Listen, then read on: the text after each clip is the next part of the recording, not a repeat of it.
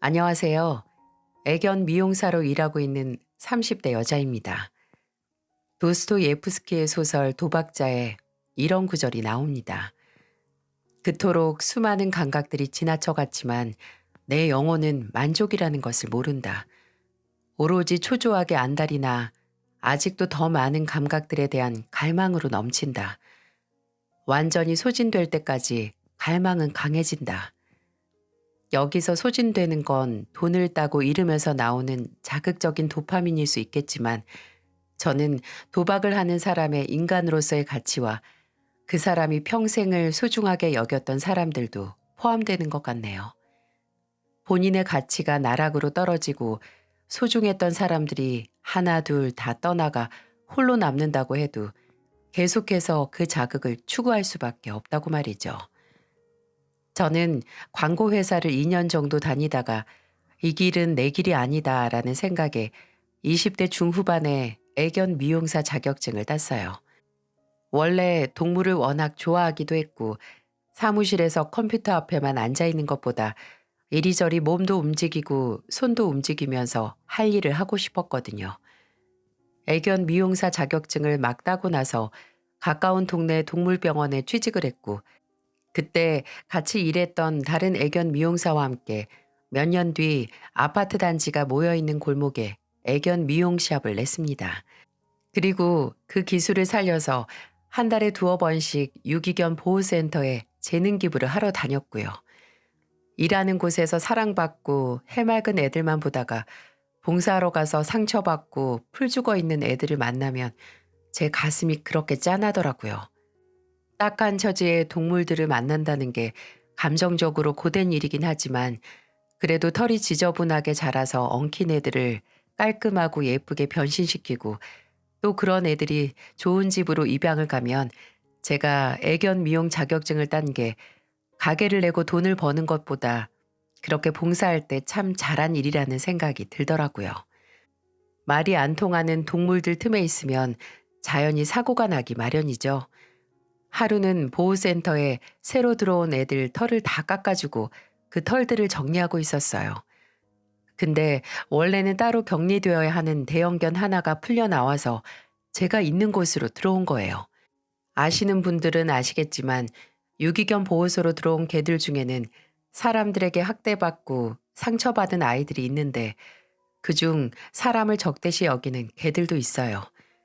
그런 개들은 따로 보호사가 사람이나 다른 작은 개들에게 격리를 시켜서 따로 두는데 그 중에 하나가 저 혼자 있는 곳으로 들어온 거죠. 그 개는 처음 보는 제게 이빨을 드러내면서 으르렁거리기 시작했고 아무리 개를 좋아하더라도 이런 비상사태에 대비를 하지 못한 저는 정리를 하던 그 상태 그대로 굳어서 눈만 굴리고 있었어요. 그때 누가 사무실로 빠르게 들어와서 뒤에서 그 개를 제압했습니다. 얼굴에 들고 온 담요를 덮고 입마개를 낀 다음에 데려갔어요. 괜찮으세요? 아우, 진짜 큰일 날 뻔했네요. 대형견 애들 방 청소하는데 이 녀석이 빠져나갔더라고요. 안 다치셨어요? 네, 괜찮아요. 정말 감사합니다. 10년 감수했어요. 그 사람은 보호센터에 저와 마찬가지로 청소 봉사를 하러 온 사람이었네요. 다행히 저도 그 사람도 어디 다친 곳은 없었고 그날 봉사 활동이 끝나고 나서 제가 고마운 마음에 커피를 한 잔 샀거든요. 커피 한 잔 사서 딸랑 지워주는 것도 좀 뭐해서 그날 처음 보는 사이에 마주보고 앉아서 어색하게 이런저런 얘기를 했습니다. 대화를 하다 보니 그날 갔던 유기견 보호센터는 그 사람의 세 번째 봉사활동 장소였어요. 그럼 승태 씨는 여기 유기견 센터랑 독거노인 센터 자원봉사랑 보육원 봉사 이렇게 세 곳을 매년 가시는 거예요? 네. 아, 겨울에는 연탄 배달 봉사가 있어서 네 곳이에요. 제가 트럭으로 먹고 사는데 봉사하는 동네까지 연탄 배달하는 것도 하거든요. 진짜 대단하시네요. 몸이 두세 개라도 힘들 텐데요. 외롭고 없이 사는 게 얼마나 힘든지 잘 알아서 과거의 나를 돕는 생각으로 하게 됐어요. 그날 서로 번호도 교환하고 그 후에도 종종 연락을 했어요. 대화도 잘 통하고 저보다 3살 연상인 그 사람과 시간이 맞으면 같은 날 유기견 센터에 가서 봉사활동을 하고 끝나면 저녁도 하는 날이 잦아졌어요. 말도 잘 통하고 같이 있으면 어딘지 편해서 만나는 날이 늘어만 갔죠. 그렇게 만나서 서로의 속 얘기를 털어놓다 보니까 왜 그 사람이 그렇게 시간을 쪼개가면서 봉사활동을 했는지 알게 됐어요. 그 사람은 일찍 아버지가 돌아가시고 홀어머니와 함께 살았는데 정말 힘들게 살았다고 해요. 어려서부터 아버지의 부재로 늘 마음 한구석이 텅 빈 것처럼 외로웠고 또 경제적으로도 늘 어딘가에 쫓기듯이 살았다고요. 그 사람의 어머니께서도 아들을 키우기 위해 밤낮 없이 일을 하셨어도 늘 부족했던 거죠. 그래서 과거에 본인과 같이 외롭고 어려운 사람들을 돕다 보니까 점점 봉사하는 시간이 늘었다고 하더군요. 저는 그 얘기를 처음 들었을 때 참 운명이 뭔가 싶더라고요. 마치 거울을 보는 것 같았죠. 저 또한 어렸을 때 아버지가 사고로 돌아가시고 어머니와 단둘이 살았거든요. 그래도 저 같은 경우에는 원래 아버지께서 넘치지는 않더라도 어느 정도 재산을 어머니께 남기고 가시기도 했고 어머니는 친정이 못 살지는 않는 수준이라서 경제적으로는 큰 어려움이 없긴 했지만 아버지가 없다는 마음의 결핍이 어떤 것인지 너무 잘 알기에 그 사람과의 공통점을 안 뒤로 놀랍도록 빠르게 가까워졌어요. 왜 동병상련의 관계가 서로 끌릴 수도 있지만 동족 혐오라고 본인과 같은 결핍이 있으면 밀어내고 싶을 때도 있잖아요. 저와 그 사람은 바로 전자였네요. 그렇게 3년가량의 연애 끝에 결혼 이야기가 오고 가기 시작했어요. 저희 어머니께서는 늘 남편을 만나고 싶어 하셨죠. 제게 남편에 대해 이야기를 들으시곤 본인 밥 벌어먹고 살기도 팍팍한 시대에 남 돕고 사는 걸 행복으로 느끼는 청년이라면서 입이 마르도록 칭찬을 하셨어요. 또 그런 남편을 홀로 키워낸 시어머니도 꼭 만나고 싶어 하셨고요. 근데 그런 기대는 결혼 준비 중 상견례에서 금이 가고 말았어요. 시어머니는 어머니께서 생각했던 것과 좀 다르셨거든요.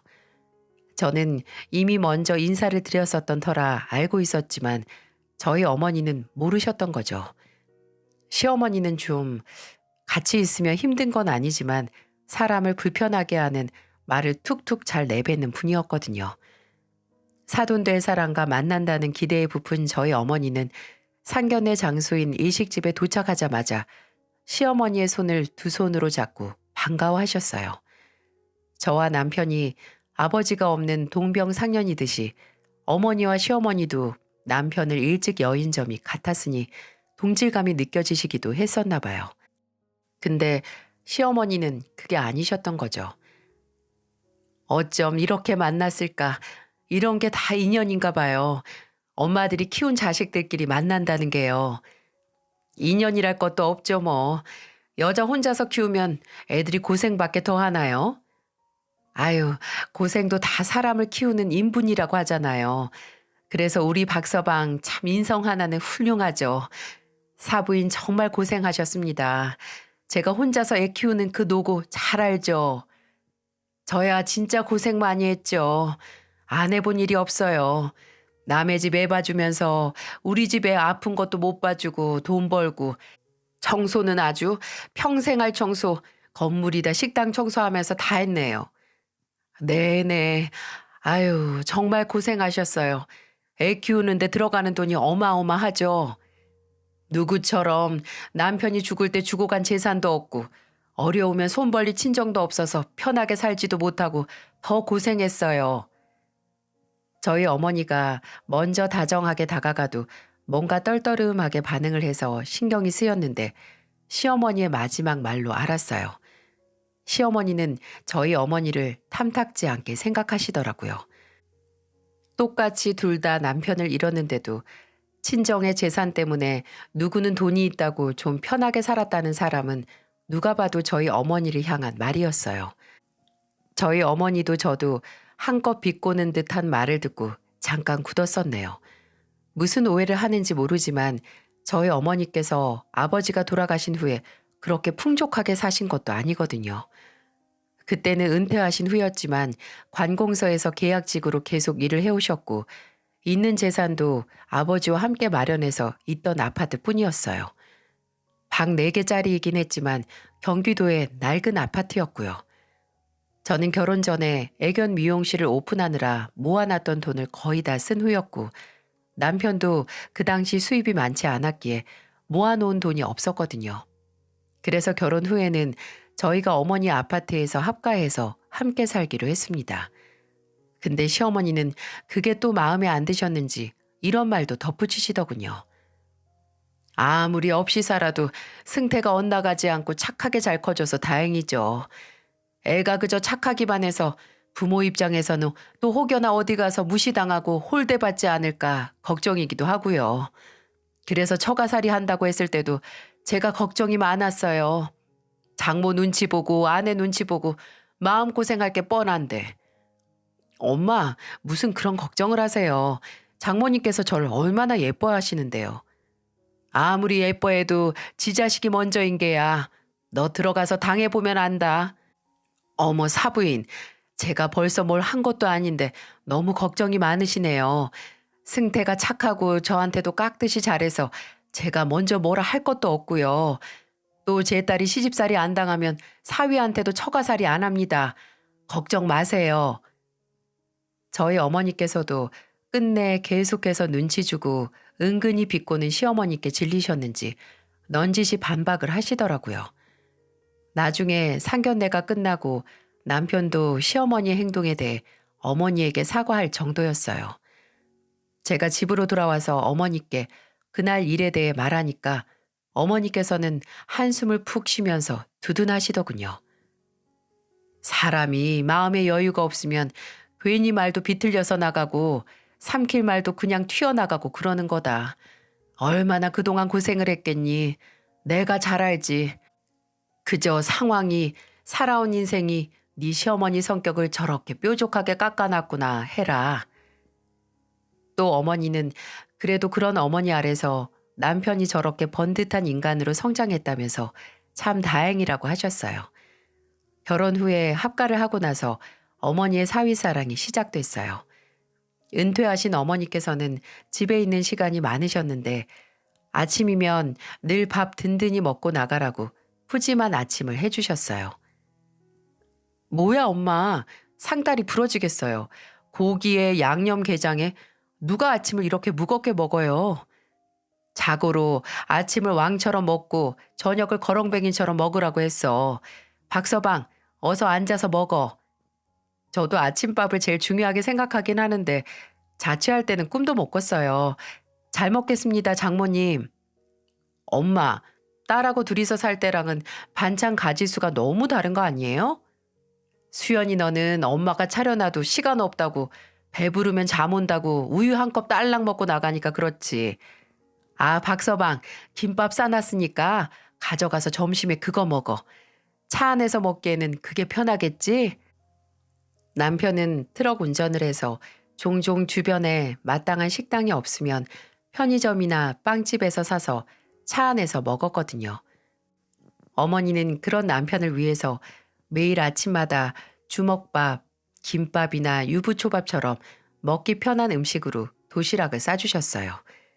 남편은 그런 어머니께 손수 만든 도시락은 너무 오랜만이라고 초등학교 소풍 때도 도시락 싸간 적 없다면서 무척 좋아했죠.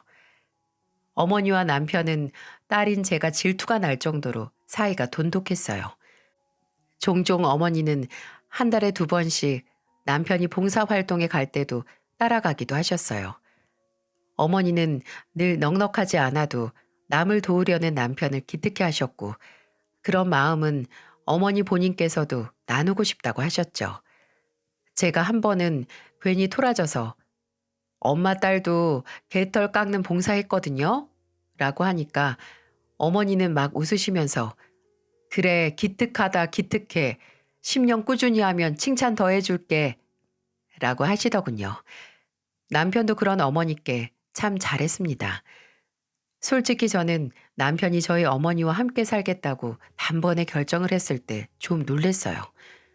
여자들이 시댁에서 사는 게 어렵고 불편한 것처럼 남자도 처가에서 사는 게 쉬운 일이 아니잖아요. 하지만 남편은 늘 장모님 덕분에 더 편하게 살고 더 화목하게 산다는 소리를 입에 달고 살았어요. 아이가 생기면 장모님께 더 은혜 입을 거라고 그때는 생활비를 제외하고서 용돈을 드리고 싶다고 했습니다. 운전을 하면서 일을 하는 만큼 이곳저곳 들르는데 남편은 그때마다 TV에서 나오거나 유명한 맛집이 있는 동네에 가면 늘 시간을 따로 내서 포장을 해왔어요. 저희 어머니가 먹는 거에는 정말 진심이었거든요. 저는 입이 좀 짧은데 남편은 또 그런 어머니와 죽이 척척 맞아서 제가 밥을 다 먹고 일어나서도 둘은 끝까지 앉아서 먹으면서 또 먹는 것에 대한 대화를 나눌 정도였죠. 장모님, 잠실에 진짜 맛있는 훈제 닭발집 있는 거 아세요? 거기 포장도 되는데 내일 제가 사올게요. 닭발에 소주 한 잔 어떠세요? 너무 좋지. 내일 금요일 아닌가. 박서방 다음날 노니까 마음 놓고 마셔도 되겠네. 집에 바지락 있으니까 내가 해장국도 시원하게 만들어 줄게. 두 사람 지금 앞에 그 많은 음식들 냅두고 또 이틀 동안 먹을 거 미리 정해 놓는 거예요? 아유, 내가 정말 못 살아. 둘은 좋은 친구 같기도 했고 또 사이 좋은 모자 사이 같기도 했어요. 서로가 서로에게 잘하고 언제나 서로에게 갖고 있는 기대를 저버리지 않기 위해 노력을 했죠. 근데 결혼하고 2년 정도 지났을 때 그 기대가 한쪽으로 기우는 사건이 터지고 말았어요. 첫째가 태어나고 얼마 되지 않아서 남편이 사고를 쳤죠. 친구들과 술을 먹고 집에 오는데 정신을 차리지 못하고 그만 운전대를 잡아버리고 만 거죠. 남편은 바로 경찰에게 적발됐고 그 당시 혈중 알코올 농도에 따라서 면허가 정지되고 말았죠. 저는 처음으로 남편에게 크게 실망을 했습니다. 당장 남의 인생까지 망칠 수 있는 짓이 음주운전인데 심지어 운전으로 밥 벌어먹고 사는 인간이 어떻게 음주운전을 할 수 있냐고요. 첫째가 태어난 지 얼마 안 돼서 저도 일을 쉬고 있었고 남편은 최소 2달 동안 밥벌이는 할 수 없게 됐는데 너무 화가 났죠. 남편도 아무리 술을 마셨어도 본인의 무책임한 행동에 자신도 충격을 먹어서 멘탈이 나간 것 같았어요. 무엇보다 가족들을 실망시켰다는 생각에 한동안 방 안에서 나오지도 못하고 수속된 화물 알선소에서도 거의 잘리기 일보 직전이라서 제정신이 아닌 것 같았어요. 그런 남편에게 손을 내밀고 제2의 기회를 준 게 바로 저희 친정 어머니였어요. 어머니께서는 며칠 동안 밥도 못 먹고 방 안에 있는 남편을 말 그대로 끄집어내셨어요. 그리고 말씀하셨죠. 사람이 살면서 얼마든지 실수는 할 수 있어. 그 실수에 대한 책임을 지면 되는 거지. 자네는 정말 다행히도 누구 다치게 하질 않았으니 박서방 자네한테 실망한 가족들을 책임지면 되는 거야. 제가 지금 책임을 지고 싶어도 당장 일을... 아니 맞아요 장모님. 제가 어디서 막노동을 해서라도 공사판 가서 당장 일해서 돈 벌어오라고 자네 부른 거 아니야. 차라리 이걸 기회로 따로 하고 싶었던 걸 시작해봐. 수연이가 회사 그만두고 하고 싶었던 가게 차려서 일 잘하고 있는 것처럼 자네도 뭐든 돈 벌면서 하고 싶었던 게 있으면 이참에 해보자는 거야. 초기 비용은 내가 지원해 줄 테니까. 아니에요 장모님. 왜 그렇게까지. 내가 자네를 능력을 못 믿어서 하는 소리가 아니라 항상 운전대 잡고 일해서 걱정을 하고 있었어. 사고 많은 도로에서 하루 종일 긴장 늦추지도 못하고 일하는데 그게 얼마나 힘들어. 새벽에 나가서 늦게 들어오는 것도 이제 그만할 때 됐잖아. 자네가 늦게 들어오면 우리 딸도 걱정하느라 잠 설치고 또 자식 돌보는 것도 쉽지 않으니까. 애가 아빠 얼굴도 엄마 얼굴만큼 보면서 자라야지. 안 그래? 나 이거 그냥 도와주는 거 아니야 박서방. 투자하는 거야 투자. 남편은 그 자리에서 눈물을 터뜨렸어요. 사실 남편이 초대형 실수를 하고 제일 걱정했던 게 어머니에게 미움을 받을까였거든요. 근데 어머니는 실망도 하지 않고 오히려 반성하고 이 기회에 새 출발을 하자고 손을 내밀어 주신 거예요. 남편은 2번 다시 실망시켜드리진 않겠다고 어머니 앞에서 다짐에 다짐을 또 했고요. 터가 좋은 탓인지 남편의 치킨집 장사는 꽤 잘 됐어요. 가맹점이라서 본사에 가맹금을 내고 나서도 떨어지는 매출금이 나쁘지 않았습니다. 남편은 거기서 매달 60만 원씩 초기 비용에 대한 보답으로 어머니께 드렸고요. 남편이 과거의 실수를 어떻게든 만회하기 위해 매달 가던 봉사활동도 적고 열심히 일하니까 어머니께서도 투자한 보람이 있다고 좋아하셨죠. 매출이 잘 나와서 나중에는 아르바이트생도 2명씩 썼습니다. 근데 제일 어이가 없는 게 뭔 줄 아세요? 바로 시어머니의 반응이었어요. 시어머니께서 처음 남편의 면허정지 소식을 듣고 제게 한 말이 바로 이거였어요. 너 괜히 이거 빌미로 네 서방 기죽이지 마라. 안 그래도 처가살이 하면서 눈치밥 얻어먹는 애니까. 참나, 아무리 팔이 안으로 굽고 고슴도치도 제 새끼는 예뻐한다고 하지만 이건 정말 아니죠. 당장 가정이 흔들릴 만한 일을 남편이 저질렀는데 내 아들 기죽이지 말라니 그게 말이 되나요? 심지어는 나중에 저희 어머니 도움으로 치킨집을 열었다는 소식에는 돈 많은 양반이 고작 닭 장사 시키냐? 라고 해서 제 속을 2번 뒤집어 놨습니다. 그때마다 어머니가 예전에 제게 했던 말을 기억하면서 참았지만 신경이 쓰이는 건 어쩔 수 없었네요.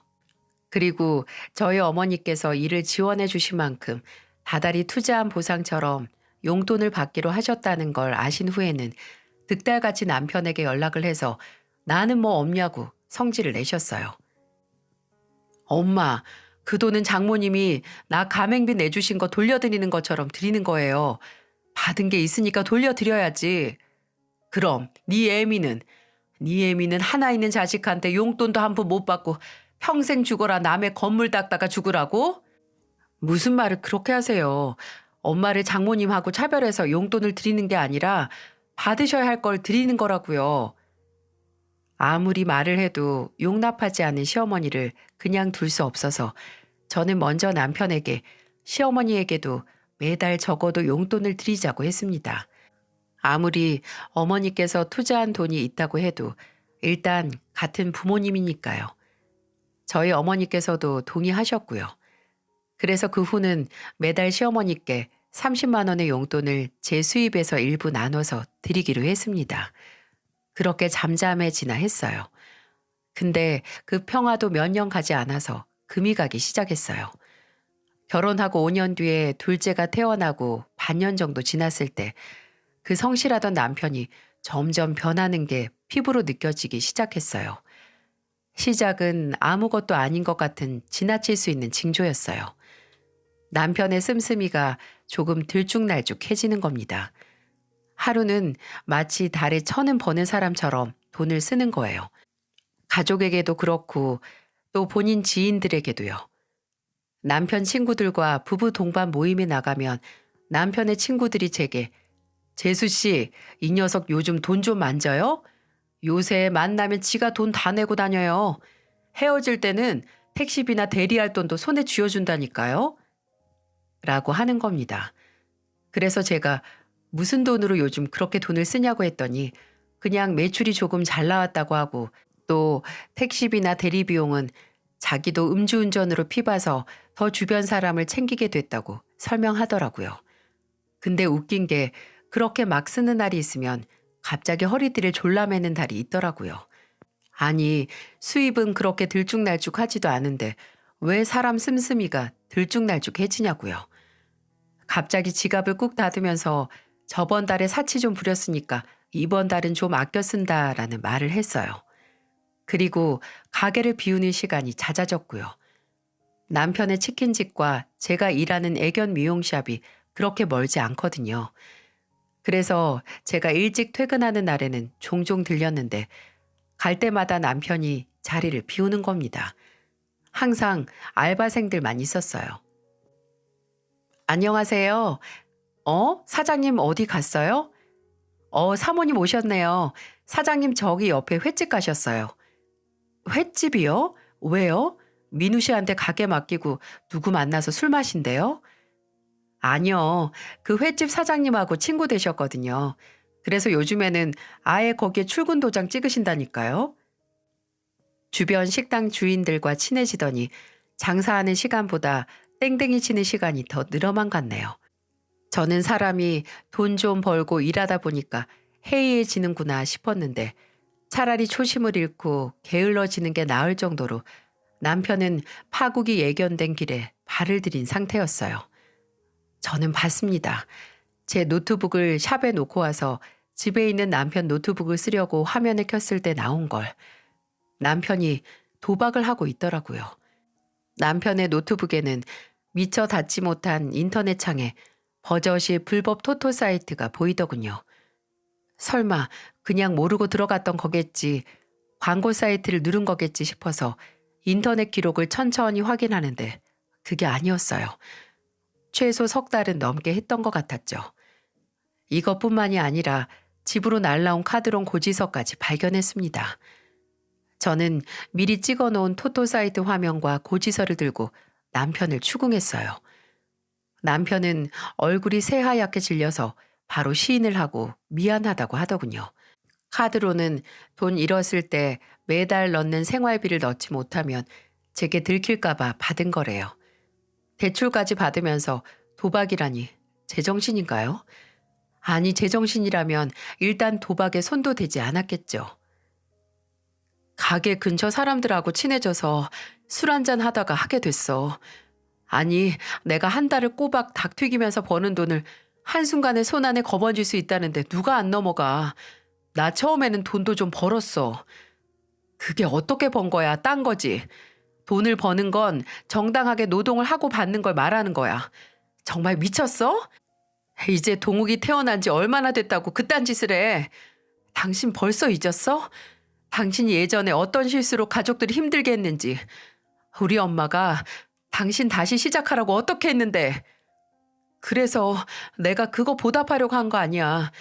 내가 이걸로 돈 좀 쥐면 그거 다 당신이나 당신 엄마나 우리 자식들한테 돌아가는 거 아니야? 내가 진짜 평생 남을 위해서 봉사하면서 살다가 이제 조금 재미 좀 보려고 그러려고 한 거야. 세상에 재미 보는 게 어디 도박뿐이야? 무슨 생각으로 세상 사는 재미를 도박으로 느낄 생각을 해. 끝장나기 싫으면 당장 그만둬. 당장. 남편은 알겠다고 했습니다. 당장 끊겠다고요. 근데 왜 도박을 손목이 부러져야 그만둘 수 있는 거라고 하겠냐고요. 그 다음 달에 어머니께서 제게 남편이 매달 드리는 용돈 60만 원을 보내지 않았다고 가게에 무슨 일 있는 거냐고 하셨을 때 이 인간이 아직도 정신을 못 차렸다는 걸 알 수 있었어요. 저는 차마 어머니께 남편의 만행을 말할 수 없었죠. 남편이 이번에도 실수도 아니고 대형 사고를 쳐버렸으니 그걸 들으시면 어머니께서 배신감에 몸져 누우실 것 같았거든요. 일단은 급하게 제 월급에서 어머니께 돈을 보내드리고 변명을 했어요. 남편이 바빠서 깜빡한 모양이라고. 그리고 시어머니께 도움을 요청했습니다. 그나마 본인 어머니가 말하면 들을까 하는 생각에서요. 근데 저희 시어머니께서 뭐라 하셨는 줄 아세요? 저랑 저희 어머니가 뭘 어떻게 힘들게 했으면 애가 도박을 하니에요. 속으로 정말 미치겠네 라고 되뇌었습니다. 시어머니는 무슨 일이 일어나도 본인 속에 있는 의미 없는 피해의식으로 모든 잘못이 제 탓이고 저희 어머니 탓인 거죠. 저는 잘못은 어머니 아들이 한 거라고, 그 착한 자식이 끝내 도박에 눈멀어서 가족들의 말도 무시하는 인간 됐다고 하고 시댁을 나왔어요. 남편은 그 후에도 말을 듣지 않았습니다. 이번에는 마지막이다. 한 번만 성공하면 그 전에 잃었던 거 다 만회한다는 말만 마치 미친 사람처럼 되풀이하면서 도박에서 영 손을 떼지 못했어요. 본인만 본인이 중독됐다는 걸 몰랐죠. 돈을 따고 마음껏 쓰는 그 느낌을 모르고 살 수가 없대요. 결과는 어땠을까요? 치킨집에서 버는 족족 다 대출금으로 나가고 남으면 또 그걸로 도박하고 그것도 모자라서 또 대출을 받아서 도박을 하고 종적에는 집에 들어오지도 않았어요. 그러니 어머니께서도 이상한 걸 아신 거죠. 끝내 어머니께서 남편의 도박 문제를 아셨을 때 이틀 정도 집에서 입을 안 떼셨어요. 마치 마음의 문을 닫은 사람처럼요. 근데 남편은 정신 못 차리고 가족 생각해서 도박 끊으라고 하는 어머니께 그럼 일단 대출금 갚게 돈 좀 빌려달라는 소리를 하고 속이 뒤집히는 줄 알았습니다. 도박이 그저 돈 문제만이 아닌 게 사람이 계속해서 큰 돈을 잃고 불안에 떨다 보면 멘탈과 함께 인성이 흔들리면서 무너집니다. 집에 잘 들어오지도 않는 남편은 한 번 들어왔다 하면 예민하게 굴고 여기저기 시비를 걸기도 했어요. 심지어 저희 어머니께도요. 아니, 어머니께서 남편의 도박 문제를 아신 후로부터 아예 경제적인 지원을 다 끊고 몇 번씩 돈을 달라는 요구를 들어주시지 않자 괜히 어머니께 시비를 거는 횟수가 늘었습니다. 한 번은 남편이 쉬는 주말에 어머니께서 아침 일찍부터 오리를 삶으셨어요. 근데 늦게까지 자다가 오후가 다 돼서야 나온 남편이 거실로 나와서 하는 말이 가관이었어요. 장모님, 집에 고기 잡내가 가득하잖아요. 잡내 때문에 깼어요. 잡내? 그럴 리가 없는데. 이거 잡내 다 잡고 끓이는 거야. 무슨 냄새가 난다고 해? 난 아무 냄새 안 나는데. 다들 코가 어떻게 된 거 아니야? 이렇게 진동을 하는데 안 난다고? 내 코가 이상하다. 아니면 내가 괜한 트집 잡는다고 몰아가는 거야, 뭐야? 무슨 꿈 꿨어? 지금 오전 내내 자다가 꿈하고 현실이 구분이 안 가서 헛소리 하는 거야? 집안일에도 손을 놓은 인간이 집에 있는 날에는 집안 곳곳을 둘러보면서 청소가 안 되어 있네, 화장실이 더럽네, 냄새 나니까 빨리 기저귀 갈라는 둥 밉살 맞은 소리만 했어요. 그래서 제가 곁에서 어머니께 안 들리게 나지막이 도박하는 사람한테서 나는 악취 아니고? 라고 말하면 무섭게 저를 노려보곤 했죠. 솔직히 이때 남편과 헤어졌어야 합니다. 저도 참 미련했죠. 그러다가 일이 터지고 말았어요. 아직도 그때로 돌아가서 어떻게 해서든 그 사고를 막고 싶어요. 결혼하고 7년이 지났을 때 저희 어머니께서 차 사고를 당하시고 말았어요. 횡단보도를 건너다가 신호를 위반한 자동차에 변을 당하신 거죠. 다행히 목숨은 건지셨지만 두 다리가 망가져 버렸습니다. 하반신 마비가 되신 어머니께서는 애써 살아서 다행이라고 하시면서 딸의 마음을 다독여 주셨지만 저는 그런 어머니를 보고 더 마음이 아팠어요. 어머니의 눈에서 다리를 잃었다는 슬픔이 넘쳐서 흐르는 게 보였기 때문이죠. 어머니가 퇴원하신 후 집으로 모셔와서 일단 제 스케줄을 조정했습니다. 동업자와 상의해서 제 근무 시간을 줄였어요. 그리고 남는 시간에는 제가 어머니를 돌보고 제가 일하는 시간에는 간병인을 쓰기로 했죠. 어머니께서 아예 거동 자체가 안 되시니 한시도 혼자 둘 수 없었거든요. 그리고 아직도 제정신 못 차린 남편에게 말했습니다. 당신 정말 이제 손 털어야 돼. 지금 못 그만두면 나 정말 당신이랑 못 살아. 우리 어머니 봐. 나도 근무 시간 줄이고 어머니 곁 지켜야 하고 간병인 쓰면서 나가는 돈도 한두 푼이 아니야. 제발 이제 정신 좀 차리자. 어? 간병인 그거 꼭 써야 돼? 당신이 그냥 집에 있으면 안 되고? 내가 일 안 하면 우리 집 생활비는 어떻게 할 건데? 우리 애들한테 들어가는 돈은? 당신 지금 치킨집에서 버는 돈도 다 대출금으로 나가고 있잖아. 어머니한테 드리는 돈도 거의 반년을 못 드리고 있으면서. 여보, 그럼 차라리 우리 이렇게 하자.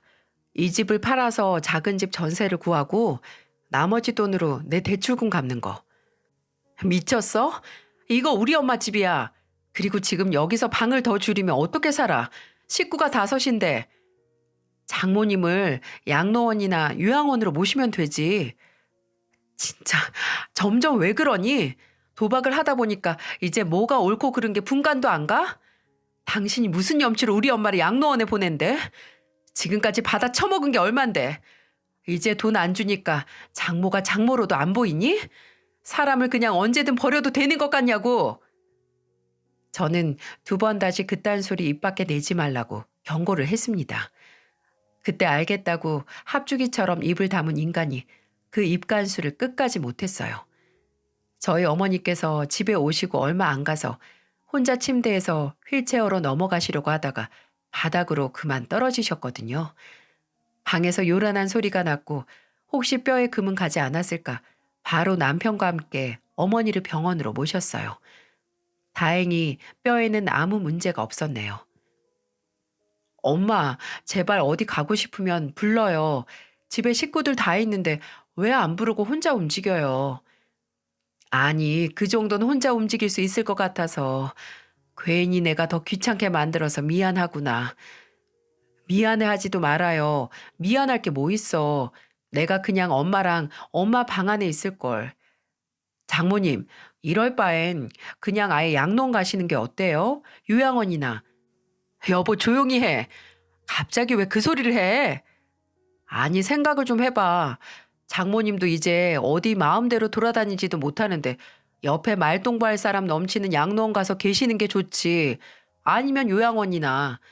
거기서는 크게 이동을 안 해도 같은 어르신들 만날 수 있으니까 덜 심심하시지. 그리고 또 이런 사고가 안 날이라는 법이 있어? 그게 또 한두 푼이야? 가뜩이나 당신 근무 시간 줄여서 월급도 줄었고 나도 장사 안 돼서 미치겠는데. 저는 그대로 남편을 병실에서 끌고 나왔습니다. 더 이상 폭주하는 남편의 주둥이가 저희 어머니를 상처 입게 할 수 없었으니까요. 나와서 잡고 있던 남편의 팔뚝을 오물마냥 탁하고 놓으면서 말했어요. 내가 주둥이 관수 잘하라고 했지. 당신이 지금 집에 무슨 돈을 내놓는다고 돈 얘기를 해? 감히 내 앞에서? 우리 엄마 돈으로 연 치킨집에서 버는 돈 죄다 당신 도박 빚으로 나가잖아. 그래. 그러니까 돈 걱정 좀 덜 자고 내가 장모님 집 팔아서 대출빚 갚자고 했잖아. 근데 당신은 들어먹지도 않고 장모님이 이제 도와주지도 않고 내가 얼마나 힘든 줄 알아? 그거 왜 힘든 건데? 당신이 도박을 시작해서 그러는 거 아니야. 내가 총 들고 당신한테 당장 도박하라고 협박이라도 했어? 본인이 벌린 일 수습하라는 거잖아. 우리 어머니도 받을 돈 안 받으시면서 먼저 대출 빚부터 갚으라고 해주신 거고. 아, 그래서 이제 각자 알아서 하자고? 그래, 그럼 효도도 셀프로 알아서 하자. 나 이제 일체 당신 장모님 일에 신경 안 써. 뭐 병원에 가야 하네, 약 타러 가야 하네. 장모님 휠체어에 앉혀라 마라. 나한테 부탁하지 마.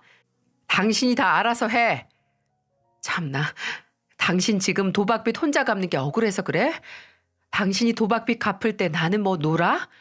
내가 번 돈으로 집 생활비 다 충당하고 우리 애들 키우는 돈도 쓰는 건데 그건 조금도 생각이 안 나? 그저 당신 대출금 생각뿐이지? 그래, 알아서 해. 나도 이제 당신 같은 사람한테 더 이상 아무것도 안 바라니까. 이때부터였습니다. 남편과의 결말을 본격적으로 생각했던 때가. 저희 어머니께서도 눈치채셨는지 저를 보고 별말 안 하시더라고요. 그냥 제가 혼자 묵묵히 감정적으로 정리를 하는 걸 기다리시는 것 같았어요.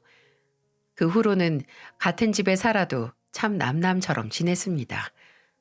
저는 일과 육아와 어머니의 간병을 동시에 했고 남편은 남은 치킨집을 운영하면서 집에는 일주일에 3번 정도 들어왔죠. 종종 애들을 보긴 했지만 그것도 찰나였습니다. 저는 점점 시간 분배를 조정하기 시작했어요. 어머니께서도 휠체어에 앉거나 화장실 가는 것에 익숙해지셔서 한두 시간 정도는 혼자 있을 수 있게 되셨고 간병이 시간을 줄이고 제 근무 시간을 늘려나가기 시작했죠.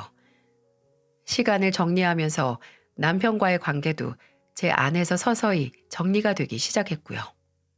그래도 사이에 2명의 자식을 낳았고 7년을 같이 살았는데 모든 게 두부 자르는 것처럼 쉽게 되진 않으니까요. 그러다가 결정적으로 모든 게 정리되는 사건이 일어났어요. 정말 저희 어머니와 시어머니는 모든 게 다 달라도 팔자는 닮았는지 사고가 나는 시기도 비슷하더군요. 저희 어머니께서 퇴원하고 집에 오신 후 5달 정도 지났을 때 시어머니가 암 판정을 받으셨어요. 간암 2기라서 수술이 필요했죠. 근데 남편이 제게 이야기를 전하면서 바로 병원비 얘기를 꺼내는 게 아니겠어요? 우리 엄마는 정말 무슨 생각으로 안보험도 안 들었던 거야? 진짜 미치겠네. 안 걸리실 줄 알고 나가는 돈 아끼느라 그러신 거겠지. 수술비랑 입원비, 항암 치료까지 다 하면 좋기 몇 천은 깨지겠지. 억까지 하면 어떻게 하냐 진짜. 여보, 지금 우리 통장에 얼마 있어? 내 통장 말하는 거야? 아니, 우리 생활비 통장. 그게 내 통장이지. 당신 거기로 돈 안 넣은 지가 몇 년인데. 그렇게 나오시겠다고? 당장 우리 엄마가 어떻게 될지도 모르는데 그렇게 치사하게 나오고 싶어? 치사한 게 아니라 당신 말대로 하는 건데. 뭐라고 했었더라? 아, 효도는 셀프라고 했잖아. 당신도 셀프로 해, 혼자서. 아니, 이참에 사는 것도 아예 혼자 살아라. 나 당신이랑 이혼할 거야. 우리 엄마는 병원비 아깝다고 양로원 보내자고 한 인간이 지 엄마 아프니까 내 통장에 얼마 있는지부터 확인하는 꼴이 우습고 치가 떨린다. 셀프로 효도하고 셀프로 살아. 뭐? 이제 와서 무슨 소리야. 아니 헤어질 거면 차라리 나 도박하는 거 알았을 때 하던가. 우리 엄마 아프니까 한다고? 진짜 너무한다 너. 너무한 게 누군데? 지금 나한테 너무한다는 소리가 나와? 이건 이제 와서 하는 게 아니라 지치고 지칠 대로 있다가 드디어 내가 당신에게서 벗어나겠다는 거야. 나 당신 도박하는 버릇 못 버리고 여기저기 대출받고 나한테 생활비도 못 주고 우리 엄마한테도 약속된 돈 못 줄 때도 당신 정신 차리게 기다려준 사람이야. 이 정도로 기다려줬으면 이제까지 같이 살아줘서 감사하다고 해야지. 무슨 염치로 이제 와서 헤어진다고 투덜거려? 지금 당신이 나 버리면 어떻게 하라고. 나 어떻게 살라고 지금 날 버려. 당신 그 결정 내리기 전에 한 번이라도 내가 어떻게 될까 생각해봤어? 당신은 도박에 손대기 전에 당신이 도박하면 우리 가족이 어떻게 될지 생각해봤어? 단 한 번이라도 술 먹고 운전대 잡거나 횟집 사장 따라 토토하기 전에 내 얼굴 떠올려 봤냐고. 일이 이 지경이 된 건 당신이 그 생각도 안 하고 그 유혹을 못 이겨서야. 지금 당신을 버리는 건 내가 아니라 도박에 손댄 과거의 당신이라고. 저는 남편에게 단호하게 이혼 선언을 했습니다. 남편은 눈물까지 보이고 바닥에 주저앉아서 이혼은 못한다고 우겼지만 우긴다고 될 일이 아니죠. 저는 이틀 내로 집에 있는 짐을 빼라고 했어요. 저희 어머니 집이니까 나가라고요. 남편은 내가 왜 나가냐고 여기 내 집이기도 하다고 하면서 버텼지만 이미 그럴 줄 알았던 저는 남편에게 말했어요. 당신하고 횟집 사장하고 가게 마감한 다음에 모여서 도박한 거 내가 모를 줄 알아? 경찰에 불법 도박장 만들어서 도박했다는 거 신고하기 전에 우리 엄마 집에서 나가. 안 나가면 진짜 끝장 볼 줄 알아? 끝내 남편은 짐을 챙겨서 나갔어요. 보기엔 시댁으로 가는 것 같았어요. 저 또한 저희 어머니께 돌아가서 이혼 소식을 알렸습니다. 어머니께서는 끝내 제대로 된 선택을 해서 주사위를 던진 딸을 가만히 안아주셨어요. 사람은 실수를 한다고 했잖아. 수연이 너나 나나 사람 잘못 본 실수했나 보다. 잘 떼어냈다. 잘 떼어냈어. 그놈 완전히 떼어낸 게 우리 가족한테 최선이야. 저는 그렇게 바로 이혼 소송을 했습니다. 물론 남편도 이혼 못한다고 고집을 부리다가 끝내 어머니가 살던 집을 팔아서 위자료를 달라고 하더군요. 진짜 장난하나요? 도박해서 집에 몇 년 생활비도 안 가져다 주고 저희 어머니가 해준 치킨집으로 만족을 못해서 따로 재산 분할로 돈까지 달라고 하다니. 심지어 제 재산도 아니고 저희 어머니의 재산인데 그 요구가 받아질 리가 없죠. 남편의 도박 증거는 이미 남편 노트북에서 토토 사이트 사용 내역을 봤을 때부터 가지고 있었기 때문에 문제될 게 없었어요. 이혼은 남편의 도박으로 인한 경제적 방임, 유기행위와 경제 파탄 등을 원인으로 이혼 사유가 인정됐고요. 심지어 전 남편에게 위자료를 받아야 하는 건 바로 저였어요. 저는 1,200만 원 위자료를 요구했고 제가 이혼에 승소한 후에 전 남편은 가게를 정리해서 제게 위자료를 해줬습니다. 저희 어머니가 처음에 도움을 준 가맹비에는 택도 없는 돈이었지만 저와 어머니는 돌려받은 게 있다는 것만으로도 만족했어요. 아이들의 양육권도 제가 단독으로 가지게 됐고 전 남편은 제게 두 아이의 양육비로 60만 원을 보내야 했습니다. 근데 이혼하고 거의 1년 정도 지났을 때 충격적인 소식을 듣게 됐어요. 제가 이 사연을 보내게 된 원인이기도 했죠.